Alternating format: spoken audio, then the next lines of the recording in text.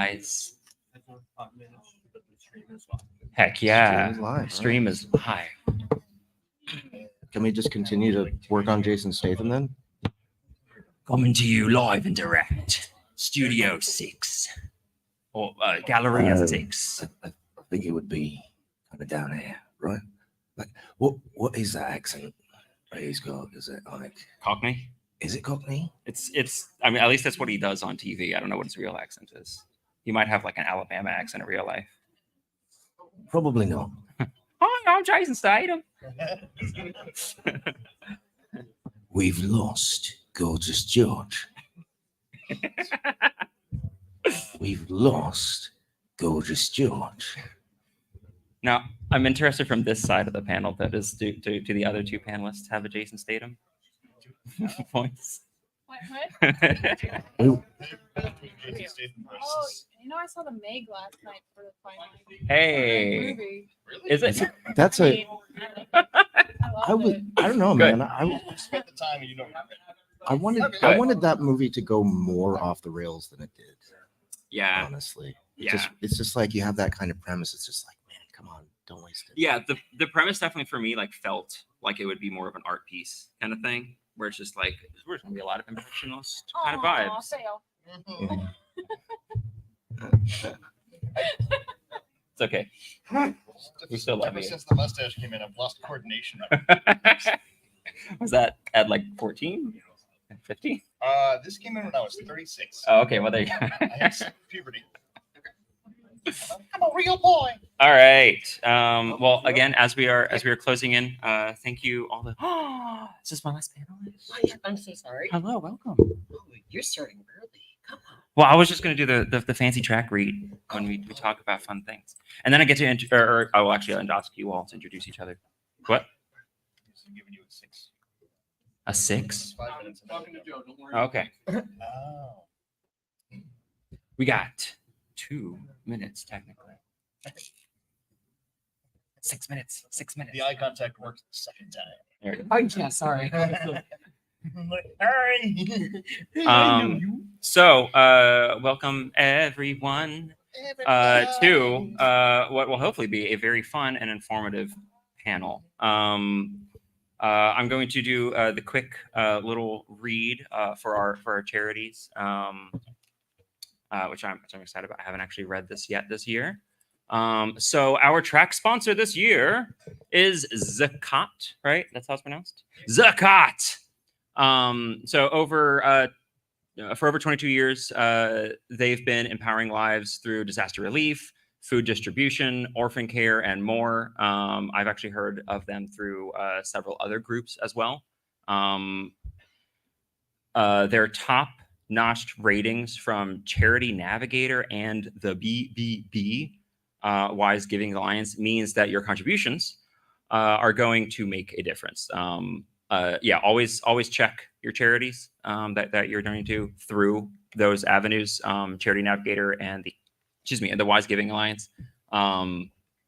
Dude, Zakat is the jam. And then, and they're track sponsor, correct? For the digital media track. That's very exciting. And then for DragonCon as a whole, the DragonCon charity for 2024 is the Arthritis Foundation. The number one cause of disability, arthritis affects nearly 60 million adults and hundreds of thousands of children. DragonCon matches up to, let's say, $125,000. And last year we raised over 272,000. So this year, let's go a little bit further on that. Is there a bucket? Are we still doing the bucket? I don't see a bucket. There was a bucket. For the time being, if you have money for, there you go, if you have cash, a bucket. Yay. Everyone do small applause for the bucket. Okay, it sounds like it has things in it. $100 bill. So who has coins? $100 bill and in pennies. So yeah, we have a bucket. If you at any point in the panel you want to come up and toss some actual tangible monies in there. Otherwise, there are QR codes for the various charities, I believe, in front of me. I think that's what this black tape is. As well as signage and all the ways to make that as easy and quick for you as possible. With that made way, I would love for everyone, all of my lovely panelists, to introduce themselves. Name, if you were a bug, what bug would you be? And what is your journey in the audio industry, especially relating to things like interactive audio and stuff like that, like video games, but if anything around that. Let's start over here. Oh no, I haven't figured out what bug I want to be. Let's start over here. My name's Amelia Gotham. I'm a voiceover artist, actress, and I would be the dragonfly. Yo, heck yeah. So perfect for DragonCon. And then what's been your oh, you said you were a voiceover artist. Yeah, Yeah. voiceover. Heck yes. Wait, small round of applause. Hi, my name is Sean. I am I'm also a voice actor, and I'm a video game producer, and that's kind of been my journey in that, is bouncing between those industries and incorporating the two. And if I were a bug, I would be a fixable one. Must fix. It's video games. Very good. Very good. Hello, my name is Jeff Hayes. I'm the narrator of an audiobook series called Dungeon Crawler Carl. And I'm also CEO of Sound Booth Theater. We produce audiobooks, and we also produce fully cinematic audio, meaning full cast sound effects and music in our productions.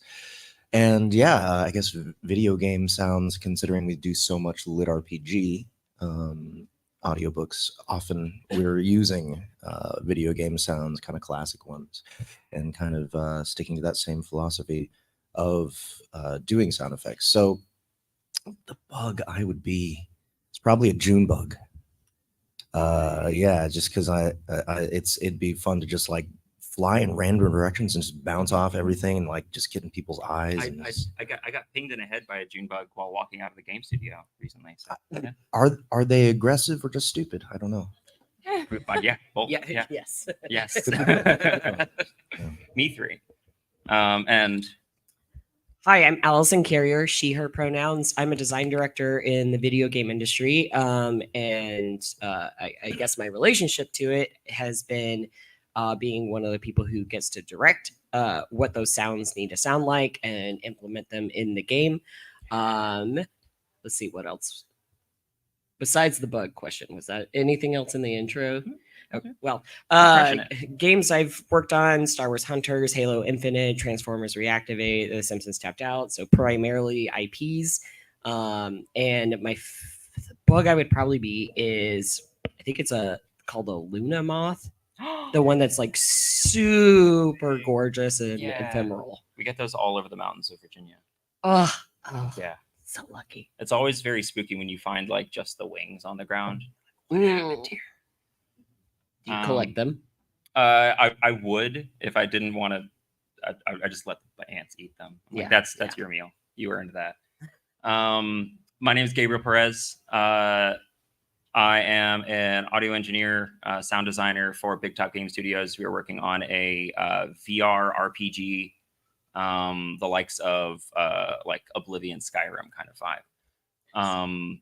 And if I were a bug, I would likely be a ladybug because they're pretty. And let's give a last round of applause, a little bit more boisterous for all of our lovely panelists here.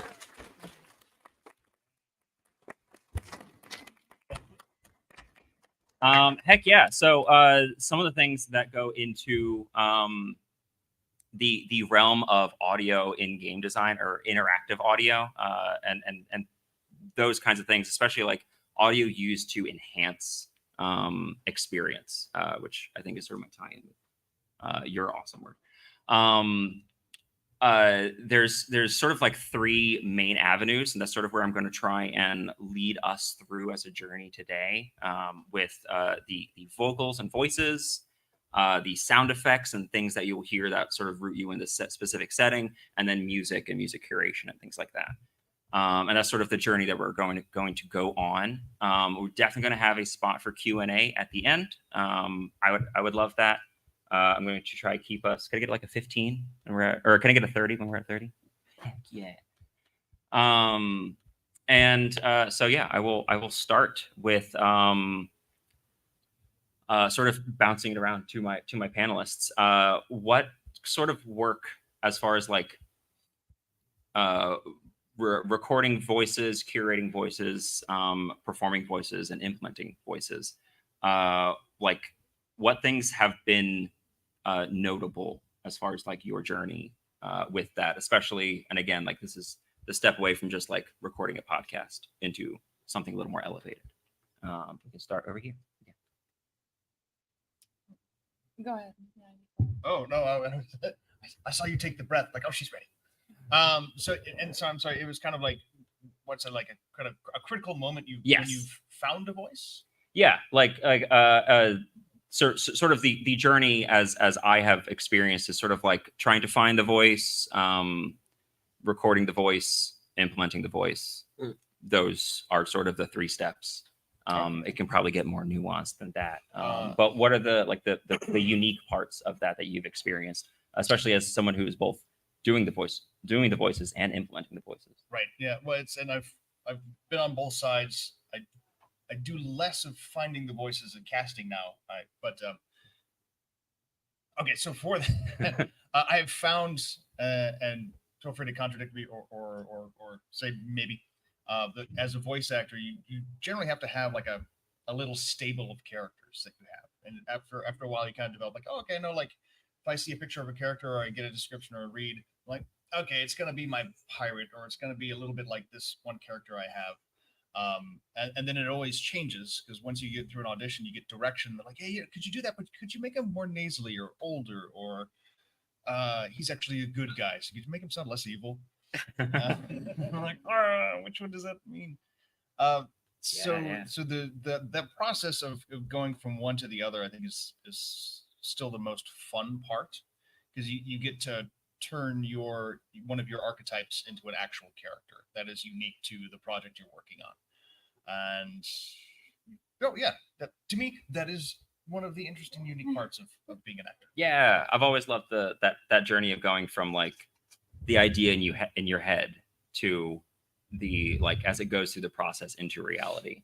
Like Yeah, that's absolutely. a fun journey.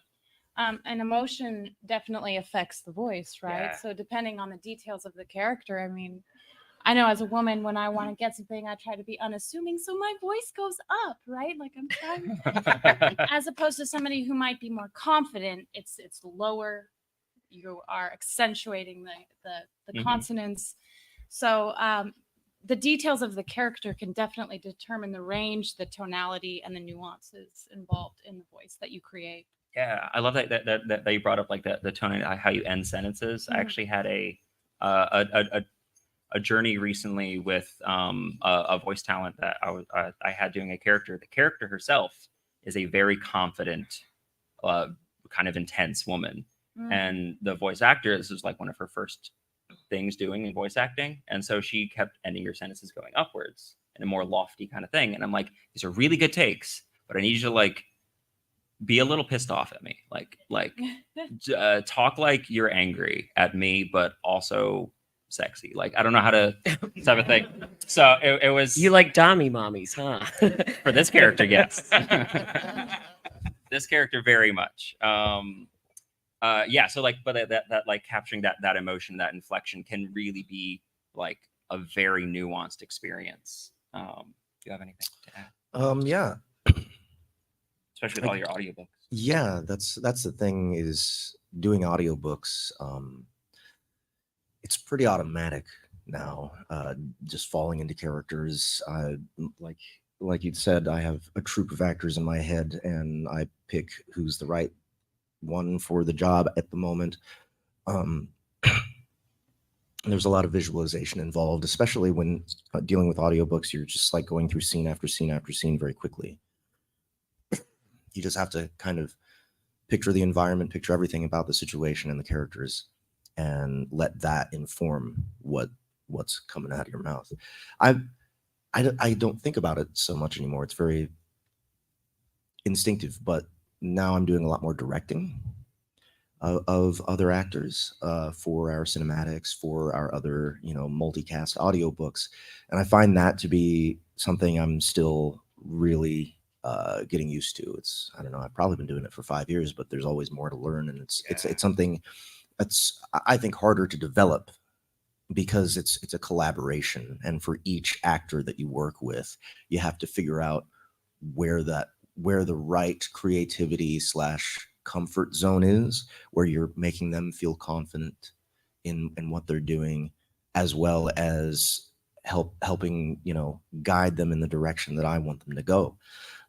So I think one example of that, we did a motion comic very recently called Backup, and I did it with Andy Parsnow, if anybody has listened to The Wandering Inn. And she plays both of the main characters. She plays like an older, basically pilot of a freighter ship, and then her pet robot, who's a little boy kind of voice. And going back and forth between those characters, narrowing down where they both were with the same actor and like creating a flow there. It's just incredible how that feels, helping another actor get there and hold on to those characters. That does sound like a fun journey, getting to figure out how to work with. They have to be so high contrast. Yeah, because we don't want you to know that it's the same actor doing both characters. It's a challenge, I'm always facing. Something that I've often heard with like experiences like that is the like helping a person find like how to change the cadence of their voice, because that's something that often stays the same between different like accents and tones, and avoiding doing the line read yourself as a director. Like being a voice actor, it's tempting just to say, do it like this. But that's cheating. I mean, just like, listen to me do it. Right. Yeah. That's not really directing, and neither of you are actually learning there. Yeah. Right. Yeah. That's actually a fantastic point. Thank you for making that. Pass it over to you. So a different interpretation of finding the voice. I'll talk about how we kind of go about casting someone to be a part of our video game and character. So at the very beginning of creating a character, we usually put together a casting sheet. And this is trying to figure out that character's personality, their name, real life actors that we would either base them physically on or attitude wise, or just the way that we imagine their voice in our head. So we start there. And then we start sourcing a lot of different actors for that. So we get lots of little sound bites. We usually send over a small script for them to audition. And then as a team, we go through and we listen to all of these sound bites. We figure out who sounds the most like that particular character. We give them the job. They come in and they're in the booth. A lot of times, if you're the designer that got to be at least like working on that character throughout the entirety of the game, then you get to be in the booth as well. As a design director, I'm usually just there to make sure things don't go off the rails. But we also have like a voice coach that's there that is much better than me at being able to say like, oh, those are really hard consonants. Right. Right next to one another. Like we want you to sound like you're unassuming. So why don't you keep going up after every sentence, almost like it's a question? So that person then starts to make the character even more real for us. So as this person assumes this role, then as the developer, I get to see whether or not my original idea for this character was even right. Like the art starts to take on a different form because it needs to match the actor's vision as well. And so a lot of times I'll be there rewriting lines because this person has such, I don't know, gravitas. And so we want to be able to make sure that that can come across in all of the lines that they perform for our video game. And, a lot of times it's really funny because in video games, you ask people to do a lot of barks. So that's the term that we use for just those little snippets that they say, if you're in combat and they're like, reloading, or, like stuff like that. Or if you like walk up to them in the tavern, they're like, "What do you want?"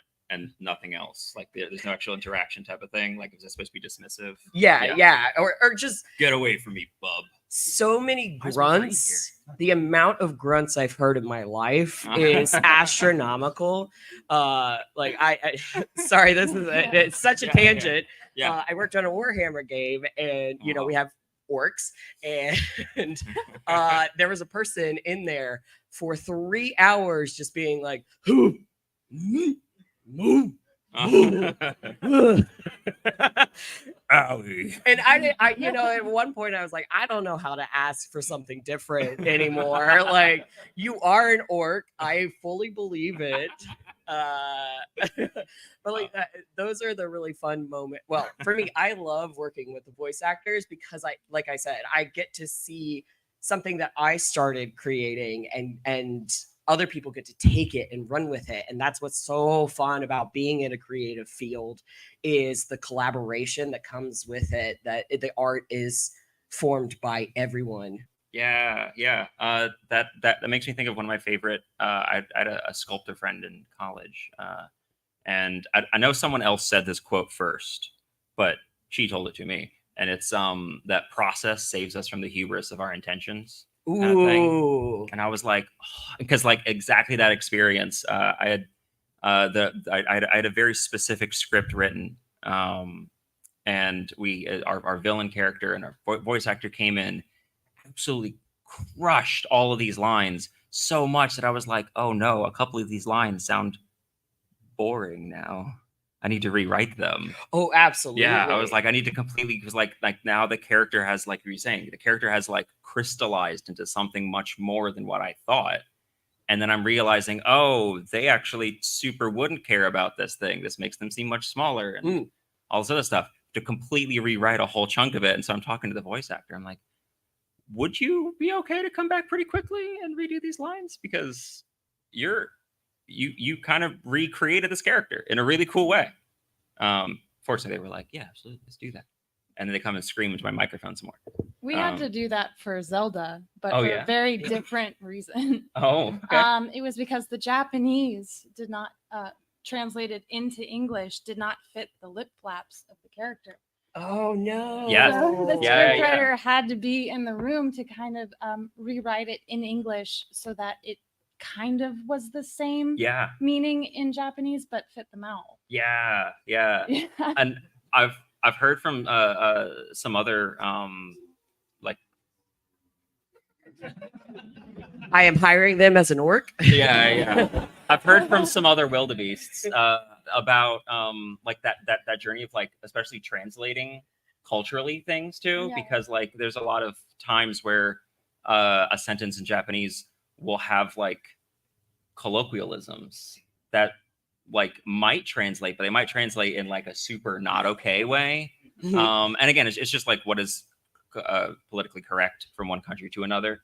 And yeah, like things like as small as like the lip flaps of a character, like being shaped to I can't remember what they're called. It's like there's the mouth version of a phoneme where it's like the aneme. I don't know. But like those shapes where it's like, oh, we got to change this, and then you just do the direct translation. You're like, well, that's super not going to work. Or too long. Yeah. Or like it's too long for the time frame where you have to record it. Oh You gotta man. make it shorter. Yeah. Has anyone in the like the area of writing had the experience of having to like, this is a journey that I had to go on recently, rewrite something to be shorter because of time constraints, or have to do a take to be shorter because of time constraints? Oh, well, not as a writer. Okay. But like in voice acting, especially if you're doing commercial stuff, like I naturally speak fast. Yeah. So every once in a while, I get like a commercial read that's like for something energy-ish or caffeinated. Like, hey, can you sound like energetic and fast? Like, oh my god, yes I can. Like, all right, here's this wall of text.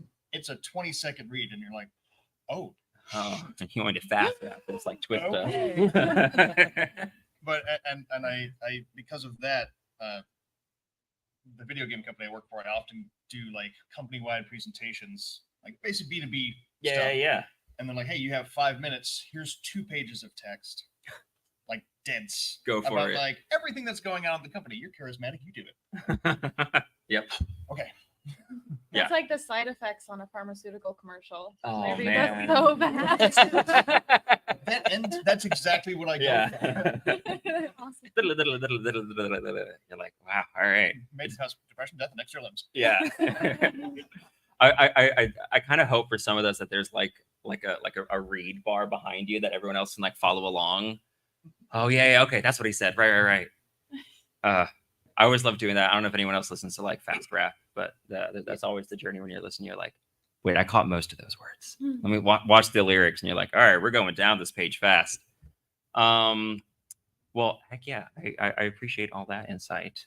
Let's take a slight pivot from just voices to and I like that you brought up barks, because this kind of fits into that halfway point of the sound effects that are used and how sound effects are sort of implemented and utilized, including things like barks. I had the very fun experience. A lot of the voice actors that are using are people that I've known before through various avenues. And just I haven't heard them make these kinds of sounds before. Things like getting set on fire, which sometimes sounds really like whoa, and sometimes you're like whoa. And other, the difference between getting like punched or cut or stabbed or things like that. And like sometimes it sounds exactly what you think, and sometimes the actor comes up with something and you're like, I was not expecting that to be the sound, but you're not wrong. Let's do a couple more takes. So yeah, sound effects. How do they sound? How do they work? I'm going to start with you. Sound effects in my medium is a little bit different because I feel like the soundscape is more limited almost. Everyone is listening and only listening. There's no visual reference to help your experience. The sound is actually illustrating in your mind rather than supporting something that you're watching or supporting something that you're experiencing. That being said, you still need things like impact for drama. You still need to look at the EQ of everything that you're putting down and making sure that, okay, like if the main character is falling down and it's a real close perspective, you want to feel that. Yeah. You want to feel their body hit the ground in your mind. Yeah. Right. Yeah. And sound can do that if you do it right. And also you want to make sure that there's plenty of room there, though. Like if you have too many sounds going on at once, there's no way that your listener is going to understand what's happening. There's other things like music and narration also competing for that space and allowing for a clear picture to emerge. With all of that going on takes a lot of deliberation, a lot of mixing, and a lot of consideration for just how much the human mind can take as far as input. So I think in regards to video games, that I know as a gamer, the sound is probably what really connects me and immerses me to the world. It's the hope. It's what sells the sword swings, right? That's what makes you believe it. That's what makes you feel weight, right? Like with first person shooters, when you pull the gun out and it clacks, and there's that clack. You can feel the weight of the gun, even though you're not touching it. You can feel it because of what you're hearing, because of what you're familiar with already, and so you know, those are all things that work in the same way within pure audio medium. Yeah. As a slight bridge in that, I got to play the game The Veil, I believe it is, where it's a game where you play as an entirely blind character, and you are so like the visually all you get is a dark screen with little like red motes in it. But you have to like navigate and complete quests and things like that. So there's like, hey, go find the blacksmith and turn this in. And so you're like wandering through a village and you can hear like the clanging way off in the distance. That and is, like, wait a minute, The Veil is Mhm. VR. I think there is a VR port for it, but it's just PC. It's very fun. It was a really cool experience. But yeah, do you want to? I Sound effects. love talking about sound effects. Okay. Yes. Yeah, let's do it. Let's lean in. Let's Make a do it. sound Yeah, effect. everybody, lead in. So if you don't, thank you for physically doing that. So if you don't know what a Foley artist is, they're usually the people who come up with the wackiest ways to make sound effects real for your game. Like if I were to be reincarnated, if I were to die and come back, I would love to be a Foley artist because I just find it so absolutely fascinating how they just manifest these ideas. But usually there is an audio director involved, game designer, and I love onomatopoeia. And so a lot of times I do have a sense of kind of what I want for whatever the particular sound effect we're trying to make is. And, you know, a lot of times I have worked on shooters. So first person shooters is a great example of this. It's really fun to be like, okay, so I want this to go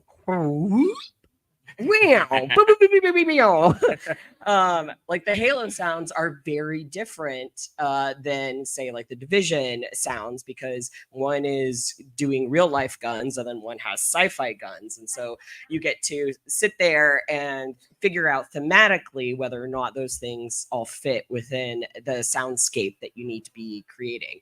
But sound is so important to video games because it creates all these different cues for the gameplay that you need to be able to know. So in shooters, right, you need to know that enemies might be coming up behind you. So you need to be able to hear the footsteps.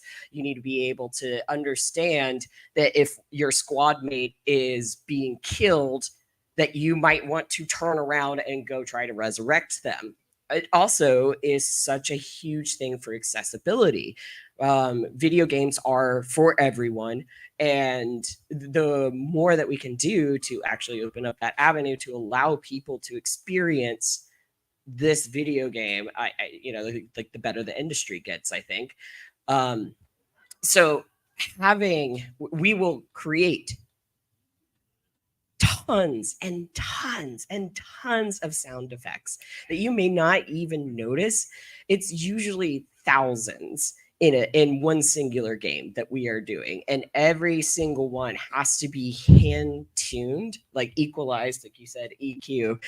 It has to be mixed in. There's usually music involved too, so we have to understand where the score is going to be emotionally as well, so that we're inserting all of these cool sound effects at the right and appropriate time.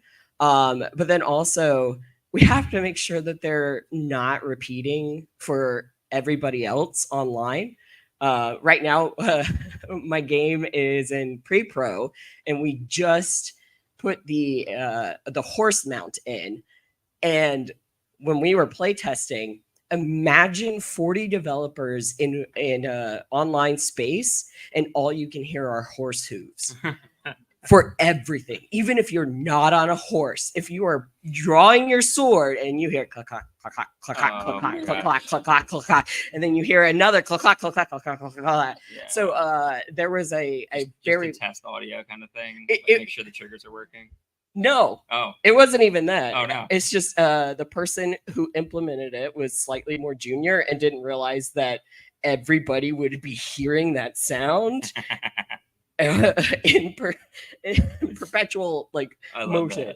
that. And it was wild because even if you put the mount away, the Yeah. sound didn't go away. Yeah. And so there was a month basically, where we were all just going, I can't, I don't like horses anymore. This is absolutely grating on my brain. Yeah.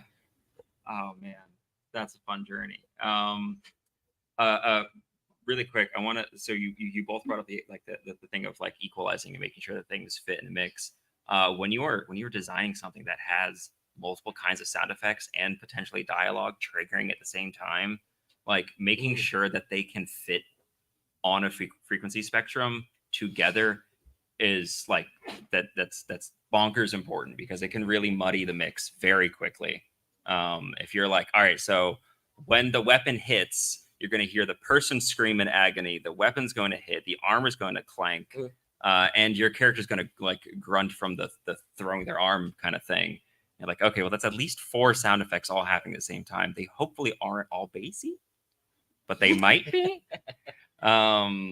So yeah, it's just that's an amusing thing that I'm glad that both of you brought up. For you too, anything for fun for sound effects? Oh yeah.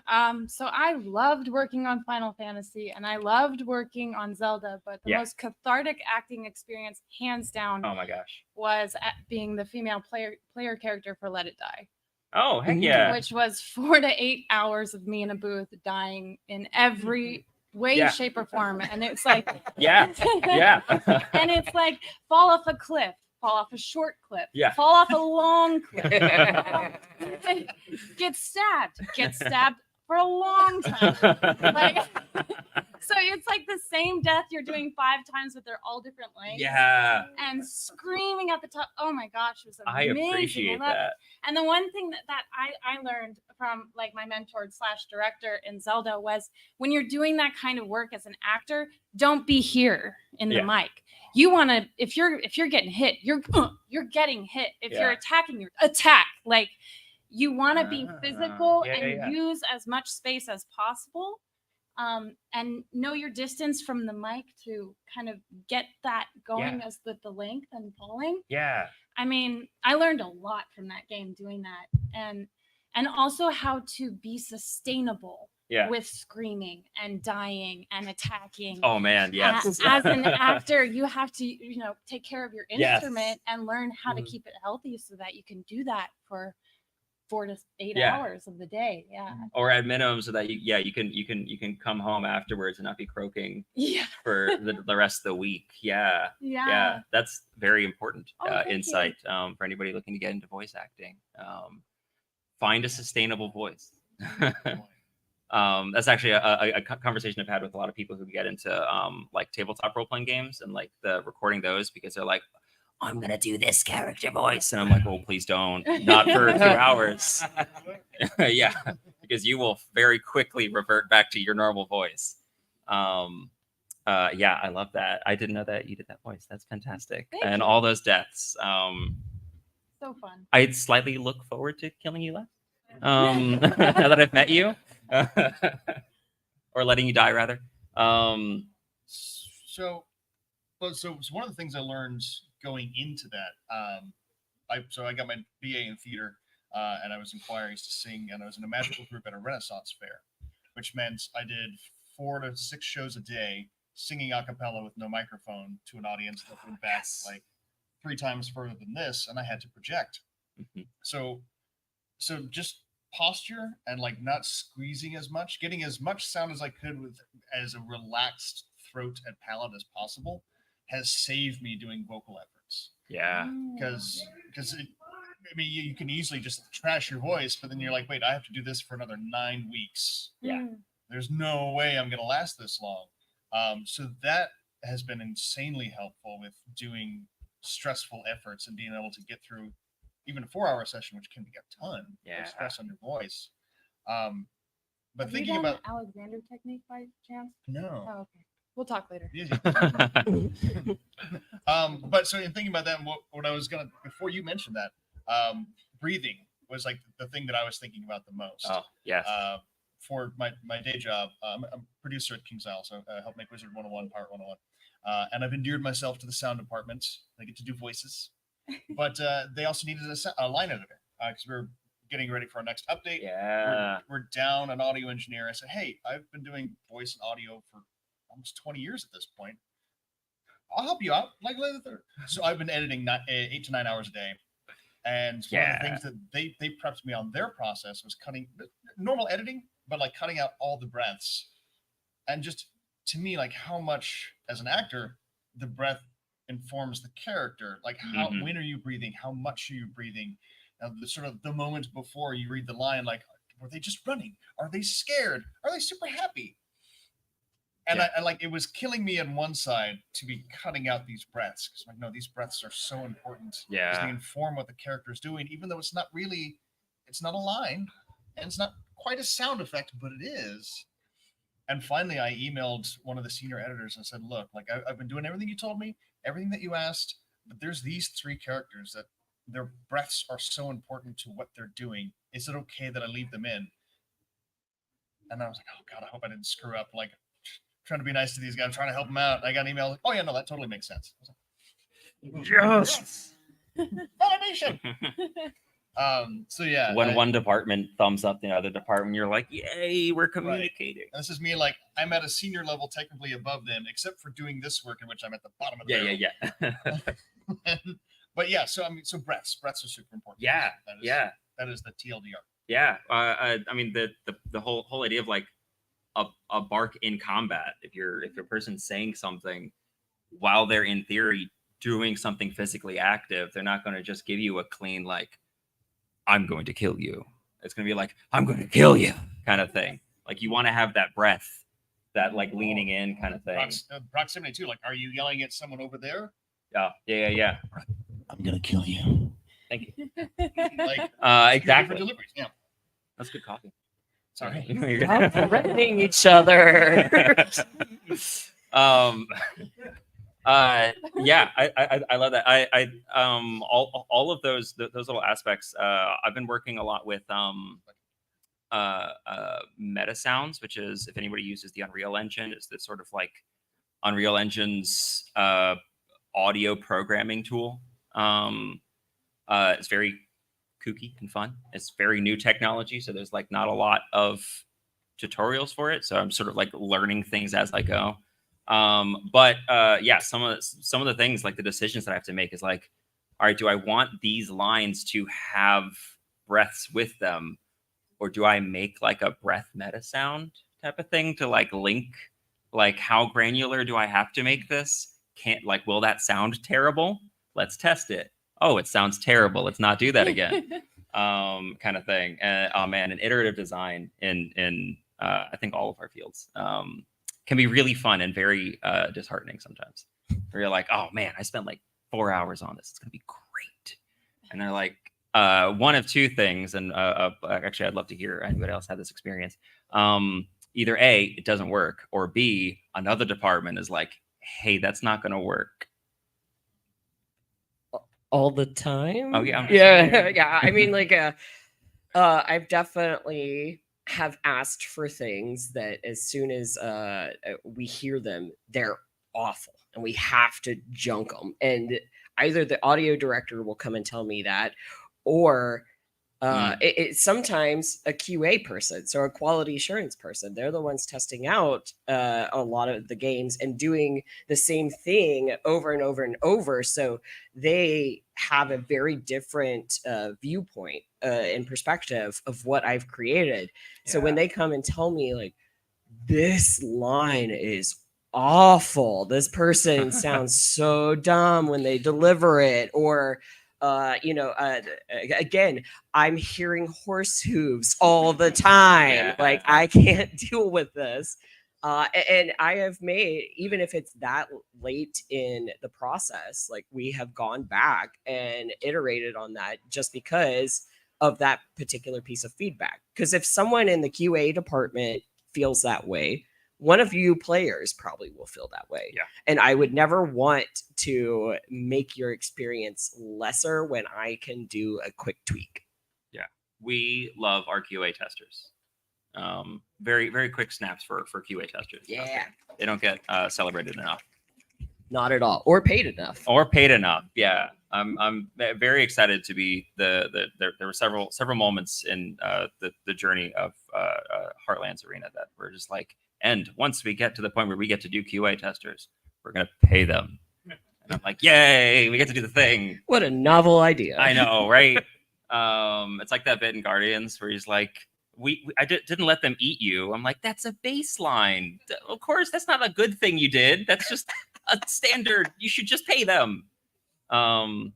Okay, so really quick, we are getting close to our end. So,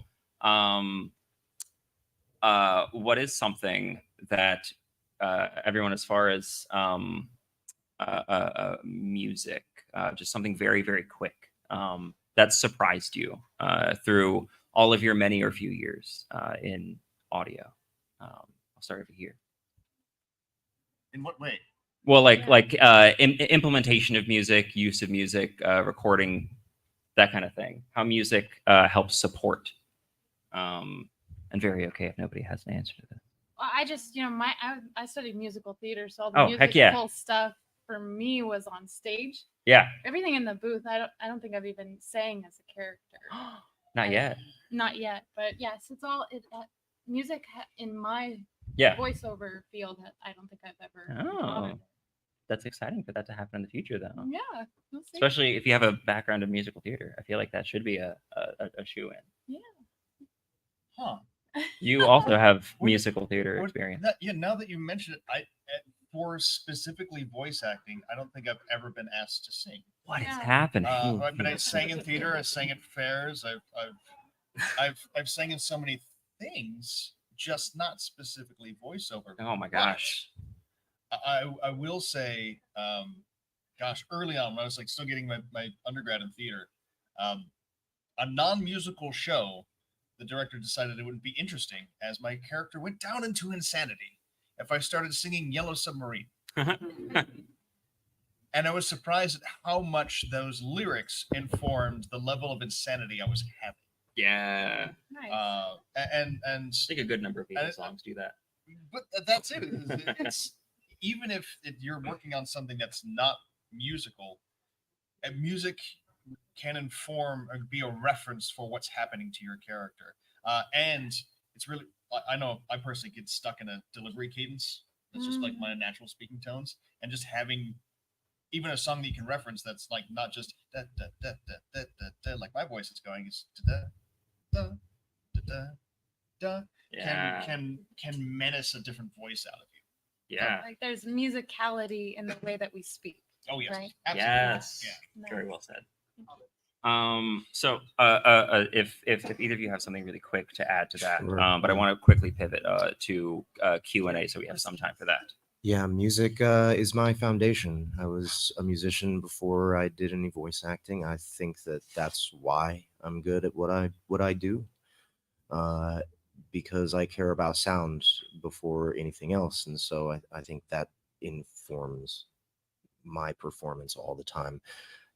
Speaking of singing as a voice actor, I sing much better in character than as myself. I love that. And as far as music and production, I think the hardest thing is turning it down in the mix, because you put so much Right. effort and time, and you love the actual music that gets produced, but its place is in the background. Yes.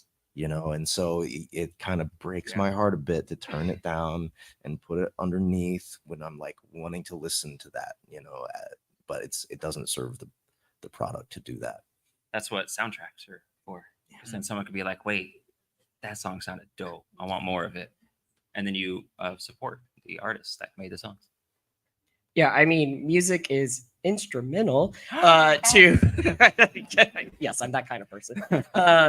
To the entire game. Like without music, I don't think that it is complete.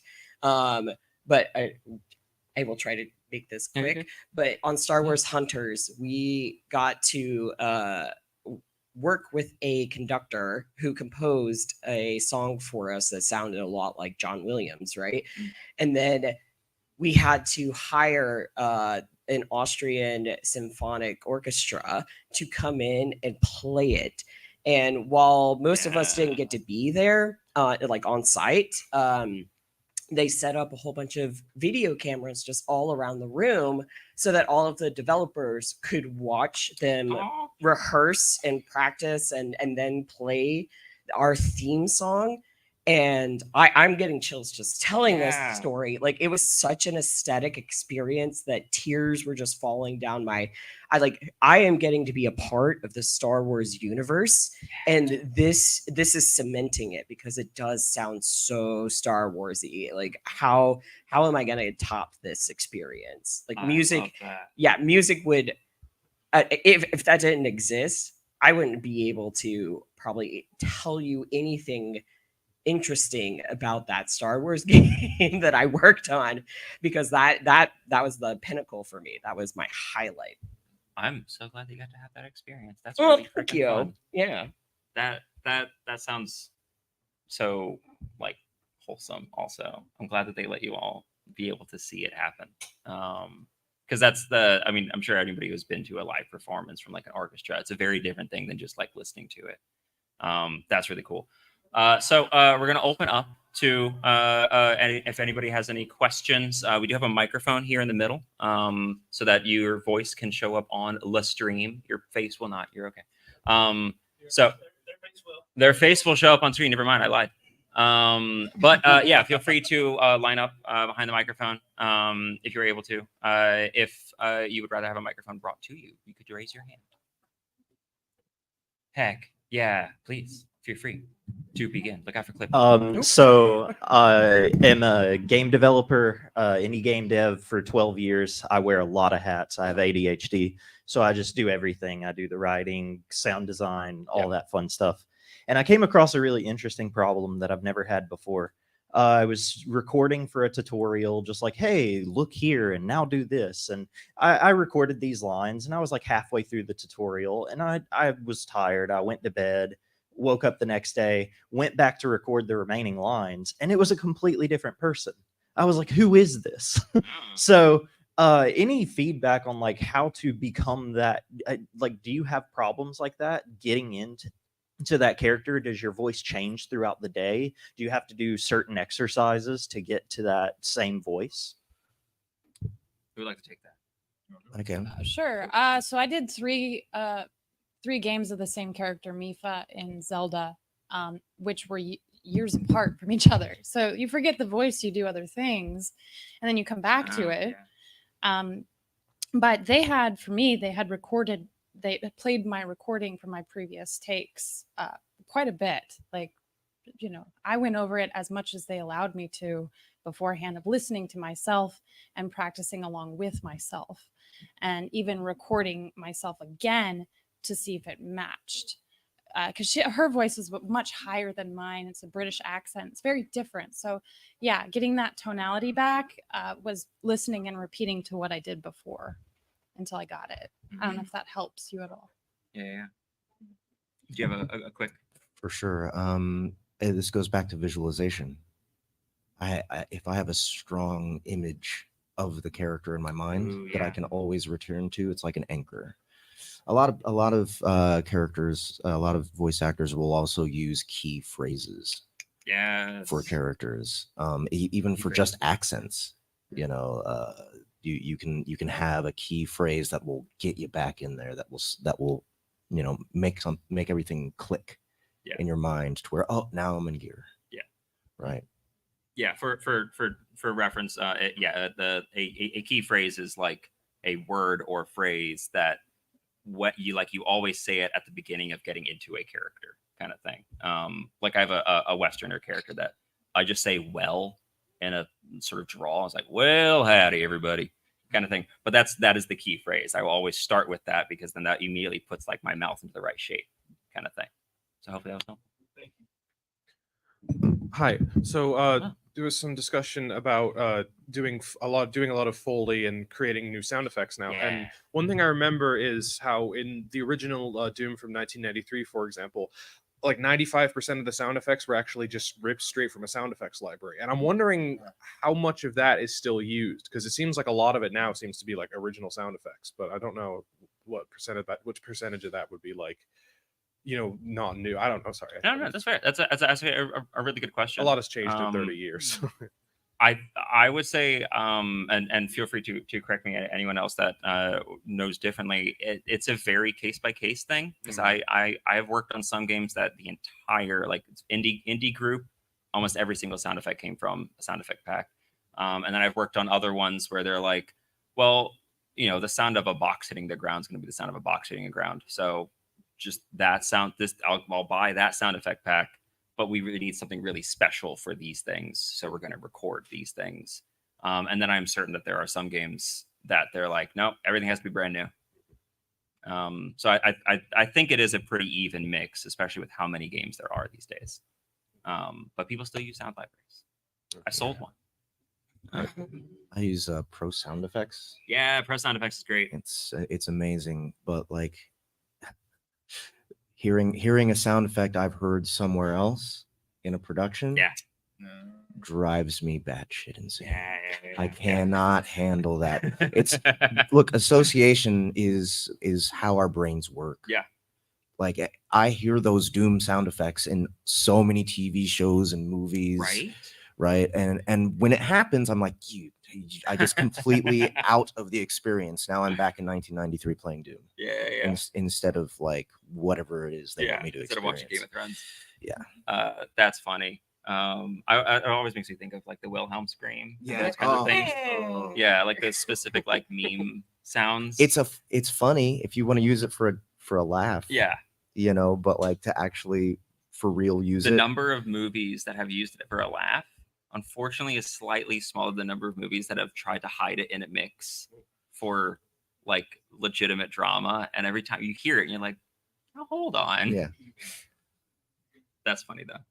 Yeah, I actually agree on that. CS Office, there's a wind blowing sound effect that shows up in movies all the time. And every time I hear it, I'm like, so my name's Ricky. I have more of a technical question, but it's kind of basic. So you're talking about layering in sounds, right? And obviously anything in the lower frequency range is just going to get really muddy really fast. Is it kind of appropriate, I guess, when you're mixing these things in to process the sound effects where they have very tight frequency bands and you're trying to make sure that each thing falls into its own range across the spectrum? Does anyone have anything to go with this? I do have an answer. Yeah, go for it. So yes, kind of. That you can for sure go that granular.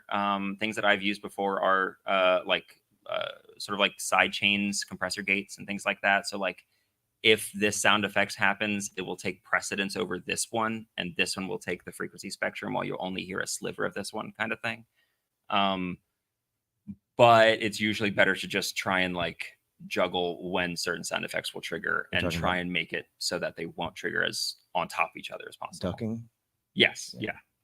Signal ducking. That is something you can program on the audio side. It's also something that the other programmers that do more programming than I ever will, can program on their side, kind of thing. But yeah, like signal ducking, side chaining, like that kind of thing is usually the way to go for that kind of thing. And then you set priorities. Yeah. Okay. And that's kind of what I was thinking with a game engine. That would be pretty easy, I think, to do in code.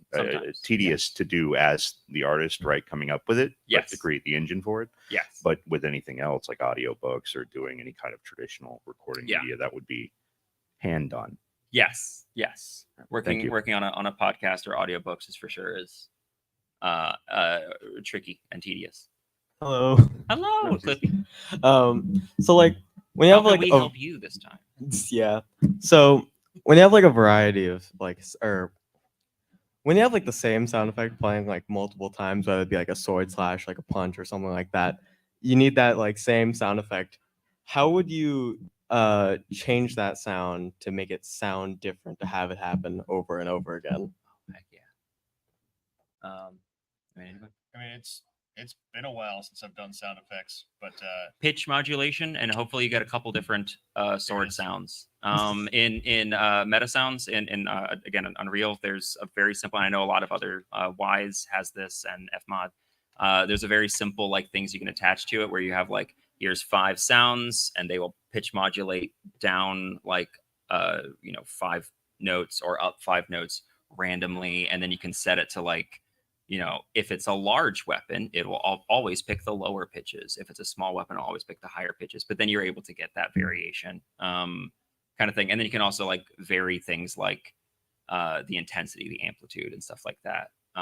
If you want to get really granular, you can even do things where you have like a sword hit is actually two sort of sounds mixed together. And so you have sort of the bass of the hit and the treble of the hit. And those you can like switch out those kinds of things. I've done that a lot in like audiobooks and that kind of thing because I can specifically just put them there and I don't have to worry about the programming. But there is a way to program that, I imagine. Thank you. Yeah, of course. Have All you right, heard we of- have time for I think these last two questions. Okay. That'll be it. Hi. What are some of the things that you guys are doing, whether as voice actors or just in sound design, to make video games more accessible now? What's like at the cutting edge of accessibility these days? Hey, I like that question. Yeah, I mean, one of the things is giving everybody the opportunity to change the levels on sound effects, music, dialogue, everything like yes. that. Because there's no one size fits all solution, right? That's not what accessibility is. And so we need to make it so that it's in the hands of you and your preferences. Yeah. That's and so good. yeah. I mean, the thing is like it used to just be master volume and dialogue, right? And now over time you've been able, or we're putting more and more options in there to allow you to cater your own experience. Or like I really want to in my next game also be able to turn off barks because some people can't stand hearing just like the reloading slash woo Bill's over here. yeah. Like, oh Help, my God, I know. help, loot.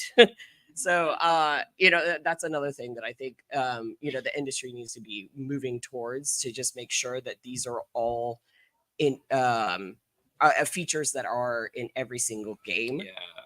Allow them to be more modular. I Yeah. like that. Yeah. I know that there's been a lot of games that have been doing better with like content warnings and things like that, Ooh. which are fun. It's one of those things where it's like it could be a little spoilery, but I prefer to like opt into some hardcore stuff, knowing that like the thing I don't want to see isn't going to be there. Some people like really sensitive to eating sound. Yeah, yeah, Oh. 100%. That's why Minecraft has the weird sounds like you're just like slamming your teeth through an apple. So one of the most common negative reviews that we get is from when characters are eating in our audiobooks, and I have to say, I just laugh when people leave those reviews. It tickles me that I'm annoying those people. You don't like my masticating sounds.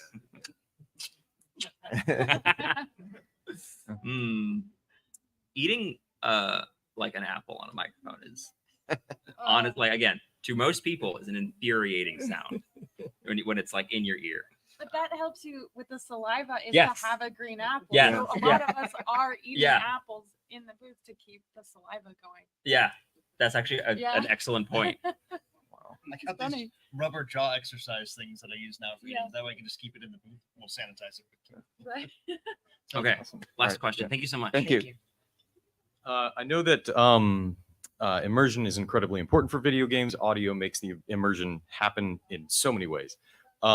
But I was wondering, how often do you find that maybe the immersion is heightened in like maybe horror games or certain tones that you want to set within the plot or something like that, where a decision comes by, maybe it's not a good idea to have any audio right now. Maybe we should just cut stuff Oh out. shoot, yeah, that's actually fantastic, and I think that even audiobooks, because I work on a podcast. There's some times where like dropping all the audio, very spooky. Mhm. And especially, games like Breath of the Wild, Tears of the Kingdom, they don't have a whole lot of like music going on constantly, but there are sound effects consistently throughout. I guess just when do you find that those times are more or less appropriate? I mean, the space between notes can be just as powerful as the notes themselves. Isn't that Franz Liszt said that? I don't know. I think it was. I don't know. I kind of think of Miles Davis, but he's Yeah, like I think he. It was Franz Liszt that said that the Yeah. music is the space between the notes. Yeah. Yeah. So, I mean, that applies to everything, right?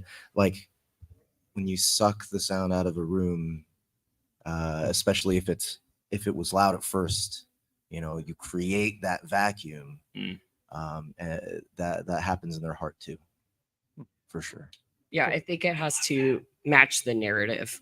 So like The Last of Us, right? You shouldn't be listening to a lot of music when you're trying to move very silently through a room with clickers, right? You need to be able to hear those sound cues, and so it has to be a very deliberate decision. Yeah. It is, like you were just saying, this space is absolutely paramount to helping create that experience and the environment that we want you to to have.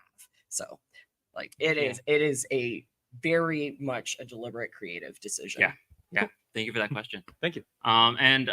So that is all the time we have for today. Thank you all so much for coming. Please give these amazing people a round of applause. And I'm going to give you all a round of applause because thank you for coming.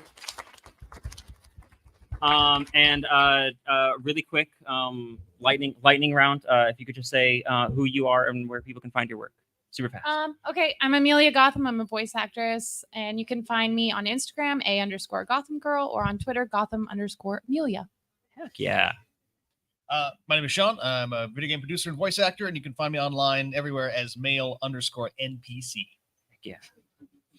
My name is Jeff Hayes. I'm an audiobook narrator and producer, and if you want to support my company specifically, of course, we have plenty of stuff on Audible, but go to our website, soundbooththeater.com. We have our own app, and we have our own market there, and that's where you can find our premium content. Yeah. Very cool stuff.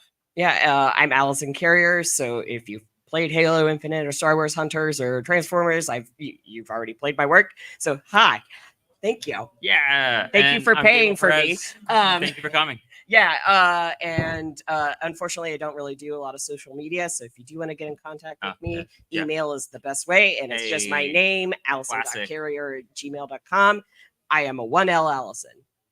1L Allison. Yeah. I'll remember that. Yeah. Thank you, everybody, and have a great rest Thank of your you. time. Thank you, guys. Woo. Do I get a picture?